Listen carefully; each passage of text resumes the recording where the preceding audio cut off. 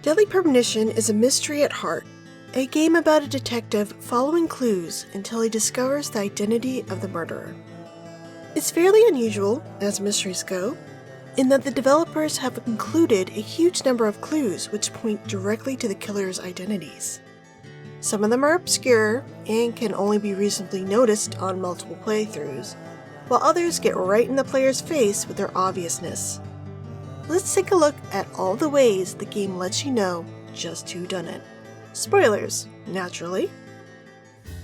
First off, we have this map of the United States that appears in the game's prologue. There are red tree symbols all over it, and there are multiple versions of Kaysen represented in doll form. This is an obvious clue as one can get, since in the very next scene, the player sees the same symbol scrawled in blood all over the various crime scenes of the Red Seed Killer. It's a pretty bold thing to include, and we have to suspect that the developers were hoping players would have forgotten about the map by the time Kaysen turns up in the game, 5 to 10 hours later. I travel a whole lot, you see, selling tree saplings. Just the usual salesman doing the usual road trip. Sometimes I feel, like a jolly old bumblebee spreading pollen. The first profiling sequence that York witnesses features a huge number of spoilers about the game's plot, but only one of them really speaks to the killer's reveal. Eagle-eyed players will notice his withered corpse that flashes on screen for a second.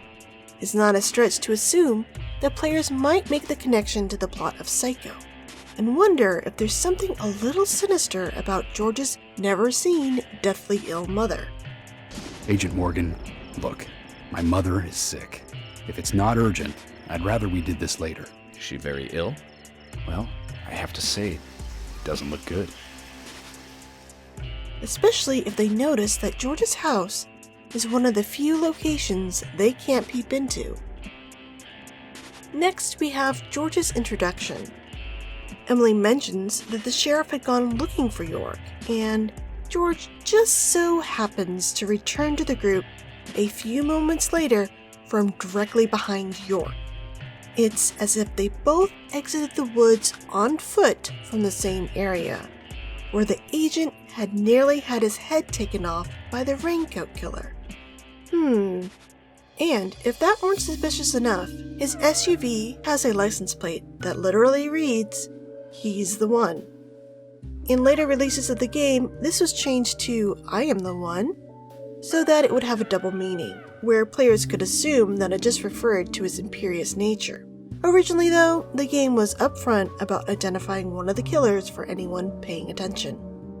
It's obvious fairly early on that the red trees and their seeds are at the heart of the mystery. Makes you wonder why York wasn't more suspicious of Kaysen being a red tree salesman, eh?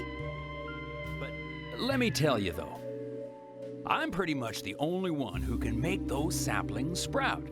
There's a trick to it that can't really be passed on, you know? It's like, the secret of making a good smoked ham, something like that. But once they sprout, you don't need to do much. You can leave it be, and it'll turn into a big tree no matter what happens. It's kind of another obvious clue thrown in by the developers that Kaysen is involved in the Red Seed murders.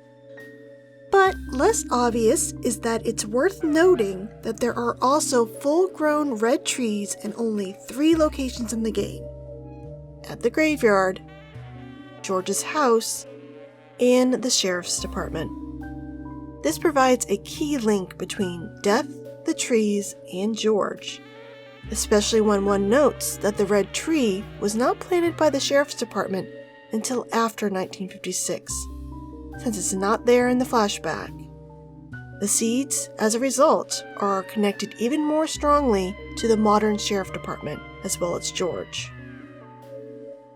The sheriff's department itself hides a few secrets. Not only is the storage room one of the only places you can find raincoats during the game, it also transforms into a repository for the raincoat killer's red attire once York enters the otherworld there. Additionally, York can clearly see the secret door leading to the ritual room and one of the used cells behind a propped-up mattress when he picks up the lost Southern Flying Squirrel key for Thomas. He can't do anything with it yet, but it's worth noting that such a strange door certainly couldn't exist without the sheriff knowing about it. If the coffee's warning about FK wasn't enough, Kaysen's involvement in the town's shady history is also highlighted through some of the decorations found within the Great Deer Yard Hotel during the game. Behind the reception desk, there's a photo that features Kaysen standing next to a young Polly on the day of the clock tower's grand opening. Oh, that! We took it when the clock tower was built. 50 years ago? That's right! That's me in the middle. I was pretty popular back then. Men were always around me. Placing him and his trees at the center of the mystery of the original Raincoat Killer, as well as suggesting that he has some eerie powers to keep his young looks for so long. I don't deserve to live. Well, unfortunately, I've always been more than human. I'm a messenger of the Red Tree, a citizen from the Red World!